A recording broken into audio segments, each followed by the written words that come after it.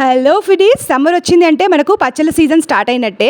ఇవాళ kids special ఉప్పు ఆవకాయ లేదా నువ్వుల ఆవకాయ గ్లాస్ కొలతతో ఈజీగా ఎలా చేయాలో చూపిస్తాను. చిన్న గిన్నె తీసుకొని వీడియోలో చూపించినట్టుగా 2 టీ గ్లాసెస్ నూనె ఇక్కడ చూపించిన విధంగా తీసుకొని నూనె మరిగాక దాంట్లో తాలింపు వేసుకొని పక్కన పెట్టుకొని చల్లారనివ్వాలి. ఆ నూనె చల్లారే లోపు అదే కొలత గ్లాస్ తోటి 1.5 నువ్వులు తీసుకొని వేయించుకొని పొడి చేసుకొని ఒక ప్లేట్లో పెట్టుకోవాలి.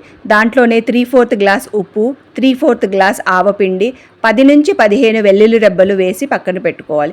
నూనె మొత్తం చల్లారాక ఈ పొడులు వెల్లుల్లితో సహా దాంట్లో వేసి కొద్దిగా పసుపు, కొద్దిగా జీలకర్ర మెంతుల పొడి వేసి బాగా కలపాలి.